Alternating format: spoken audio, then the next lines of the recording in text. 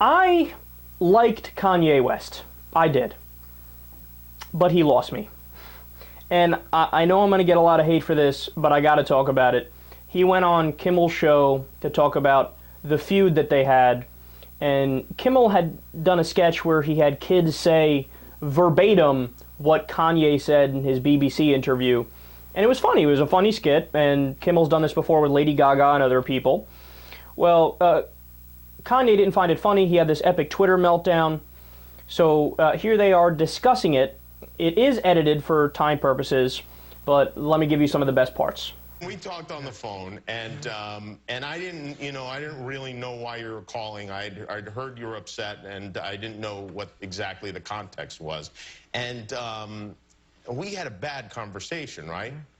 Yeah, I just think that, well, I knew you before, and I remember you, telling me after, I saw you at a wedding, and I've seen you a couple times saying, hey, I want people to know this side of you and different things like this. Like, I saw this good guy that was at this wedding and blah, blah, blah. So, when I saw the skit, which I didn't even watch all the way through because I didn't want to be infuriated, I said, well, I know you, And so a combination of me knowing you, but also me not knowing the person who put, a bad headline on the cover of In Touch, and me not knowing this person, I was like, well, this is the one person I know. So I can go and let out everything that I feel about every single bogus weekly cover, every single bogus skit, every single rumor in barbershop, everything that people feel is okay to treat celebrities like zoo animals or act like what they're saying is not serious or their life is not serious or their dreams are not serious.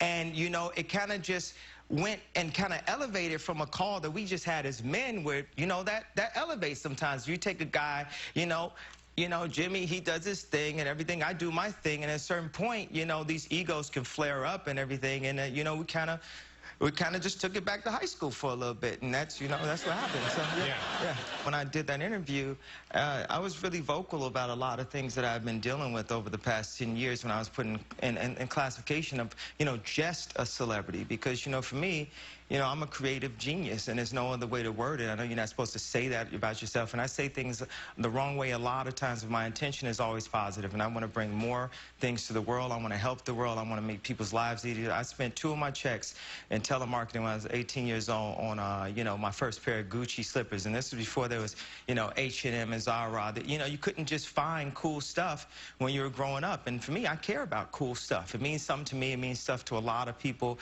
that are like me, and that's what I was talking about on the Zane, interview. So when I come on here, I can laugh and I could joke and I could say a skit and everybody can say, okay, we love Kanye or we think his baby is cute or whatever. But, for me, it's, it's bigger than, who I am even in this, in my presence living. It's about, when I was on Earth, what did I do to help? And at what point did I hit a glass ceiling where people said, no, you're a celebrity, so you can't help in this box. You can't help in this box. You can't. But, I talked to Quincy Jones at John Legend's wedding, and, you do music, you could do anything. Once you learn how to produce, you're at that point a producer, and you understand textures and colors. I have an art background before I was even a musician. People told me I couldn't rap. People had all this advice for me of how I shouldn't try to rap, and I wouldn't even say that I'm a rapper. I say I'm more of a messenger than a rapper. So even like when you say rap beef, it sort of undermines it. It keeps on recontexting what I said. When it's like, if you guys look at the Zane interview, it's really something extremely fearless for someone in my position to do, because most people just like,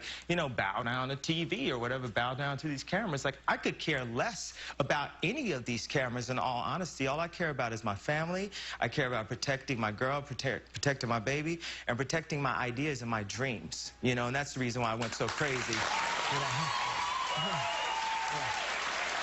When you said you're a genius, now I think that makes people I think that upsets people, but the truth is, a lot of people think they're geniuses, and nobody says it because it's weird to say it. But it is most certainly more honest to say, I am a genius. I'm totally weird, and I'm totally honest, and I'm totally inappropriate sometimes. And the thing is, for me to say I wasn't a genius, I would just be lying to you and to myself.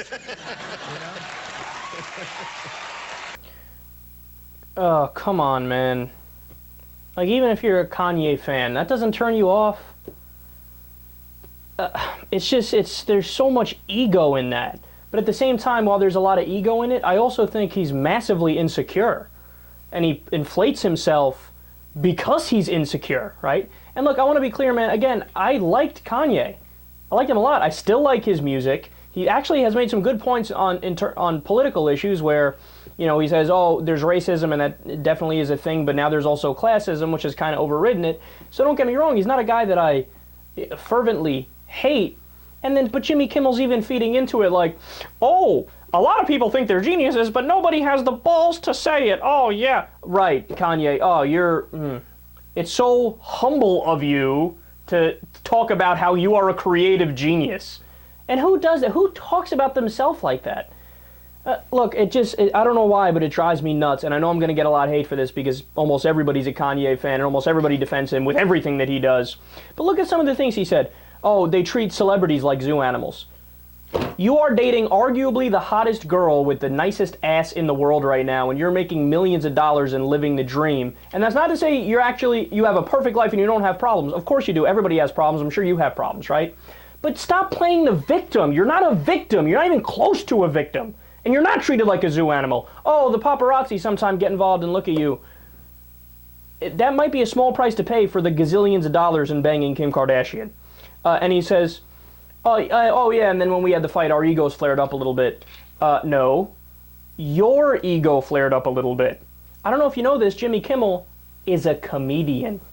So he was doing comedy, and your ass got butthurt.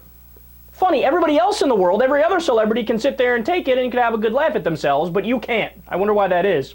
And then, again, I keep going back. I'm a creative genius. When I was on Earth, I want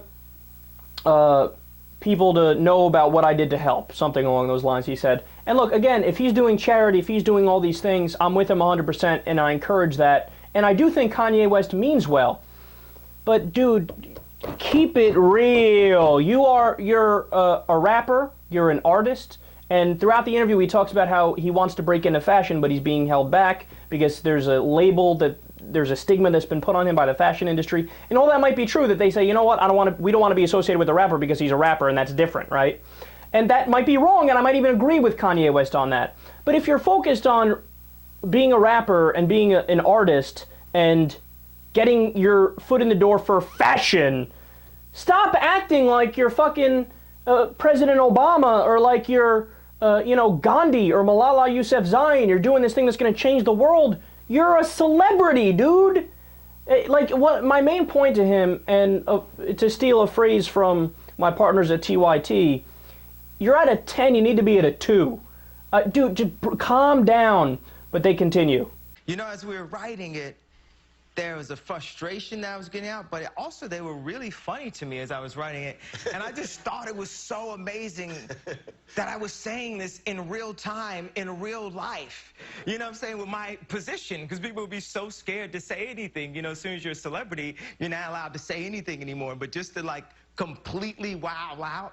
And the only reason why I could do that is because, we could, speak on a, similar level, and we can go back and forth. It was a crazy thing to see that happen as far as just the technology, and all of a sudden, like, everyone in the country knew you and I were having a really dumb fight. I mean, I just thought that was amazing, man. Just to, just crack media in a way, just to, I feel like media does everything they can to break creatives, to break artists, to break people's spirits, and I do everything I can to break media.